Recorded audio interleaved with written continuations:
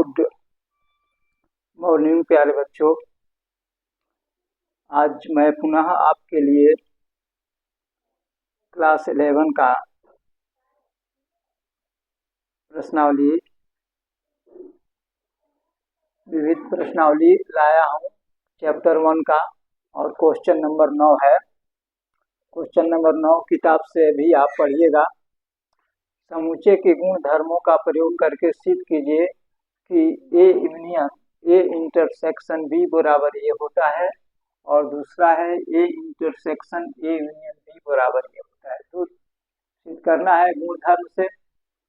आप यहाँ पर देखिए, यह क्वेश्चन है आपका A union A intersection B. आप गुणा कीजिए तो ए यूनियन ए हो जाएगा और A intersection A union B होगा। ठीक से गुणा करिए, A union A intersection A union B. A union A बराबर आपका गुणधर्म है आपका ए होगा, और ए यूनियन बी यहाँ लिखा हुआ है। तो A intersection A union B बराबर ए के होता है। आप इसे याद भी करिएगा, गुणधर्म से थोड़ा देख लीजिएगा पीछे का।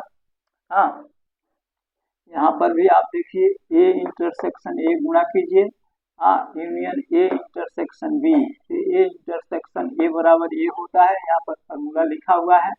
ए इंटरसेक्शन बी दोनों मिलकर के या गुणधर्म से आपका ए हो जाता है। इस तरह से ये दोनों आपका सिद्ध होता है।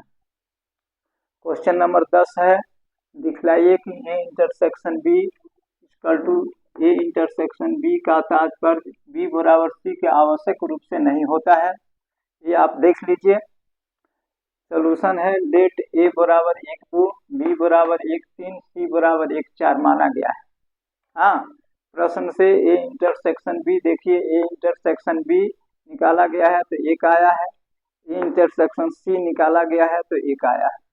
तो ओ इंटरसेक्शन बी और ए इंटरसेक्शन बी दोनों बराबर, यानी ए 1 आया है पर बी इंटरसेक्शन सी नहीं है, अतः बी बराबर सी का होना आवश्यक नहीं है।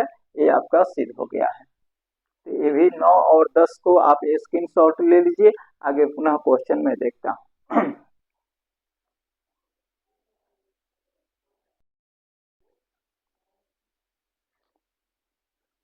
क्वेश्चन नंबर 11 है। इससे पहले हमने बोर्ड पर लिखा है, इसलिए कि बोर्ड पर लिखना जरूरी इसलिए होता है कि लिखते समय अगर वीडियो बनता रहेगा तो वीडियो बड़ा हो जाएगा, अपलोडिंग करने में परेशानी होती है। इसलिए मैंने क्वेश्चन पहले ही लिख दिया है।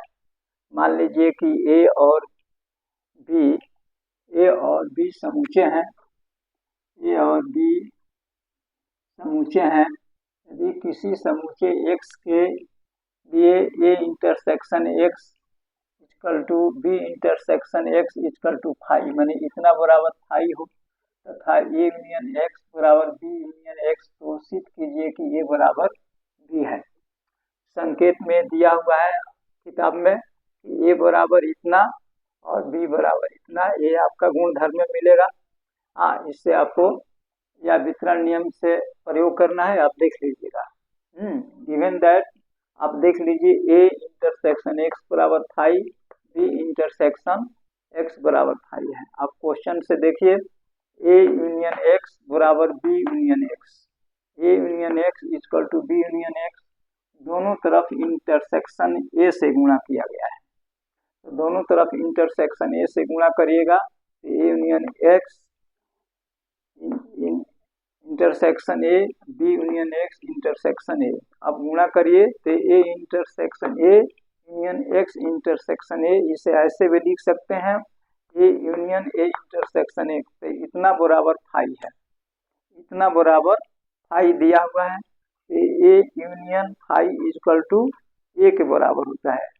हाँ, यानी ये इधर है phi, A intersection B union phi, हाँ, बराबर इधर भी देखिए ए इंटरसेक्शन ए बराबर फाई है, इसलिए ये बराबर है ए इंटरसेक्शन बी। दोबारा इसको देखिए, क्वेश्चन है A union X equal to B union X, दोनों तरफ इंटरसेक्शन ए से गुणा करने पर तो ये इतना प्राप्त होता है, और इतना दिया हुआ है फाई, इसके जगह पर फाई लिखेंगे यूनियन फाई बराबर ए होता है, यानी और इधर भी दिया है ए इंटरसेक्शन एक्स बराबर फाई, तो A intersection B union phi equal to इतने के बराबर होता है, यानी ए बराबर ए इंटरसेक्शन बी पहला से मिलता है। दोबारा इसको देखा जाए तो A union X equal to B union X, दोनों तरफ इंटरसेक्शन बी से गुणा किया जाए, दोनों तरफ इंटरसेक्शन बी से गुणा करने पर हमको A intersection B union B intersection C, B intersection B union B intersection X, तो ये दिया हुआ है, इसकी जगह पर फाई हो जाएगा, इतना बराबर बी हो जाएगा। हाँ, तो A intersection B union phi equal to B union phi, तो इतना हो जाएगा ए इंटरसेक्शन बी बराबर बी, यानी ये 2 और 1 से, तो आप इसे स्क्रीनशॉट ले लीजिए। हाँ, और स्क्रीनशॉट लीजिए और समीकरण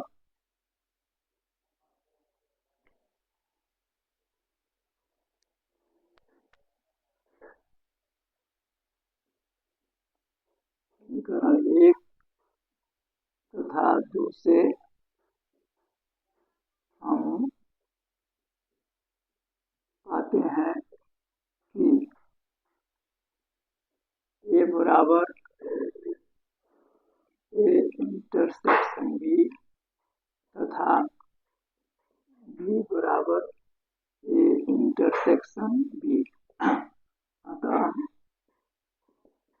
ए बराबर बी आपका प्रूव्ड हुआ। हाँ, समीकरण 1 तथा 2 से हम पाते हैं कि ए बराबर ए इंटरसेक्शन बी तथा बी बराबर ए इंटरसेक्शन बी, दोनों में मान बराबर है, इसलिए ए बराबर बी आपका सिद्ध हुआ। तो आप इसे स्क्रीनशॉट ले लीजिए।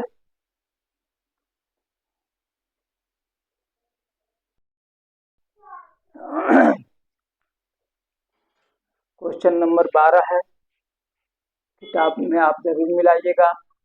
ऐसे समूचे ए बी और सी ज्ञात कीजिए कि A intersection B, B intersection C, A intersection C आरिक्त समूचे हो और A intersection B intersection C बराबर फाई।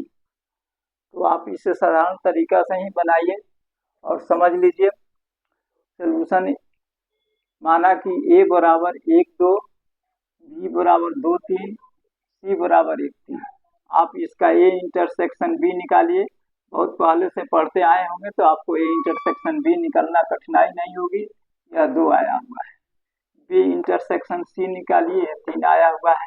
ए इंटरसेक्शन सी निकालिए, 1 आया हुआ है। अब इसको फिर क्वेश्चन से देखा जाए तो A intersection B intersection C निकालिए, तो ए इंटरसेक्शन बी बराबर 2 है पहले से, यहाँ 2 लिख देंगे, इंटरसेक्शन 1 3।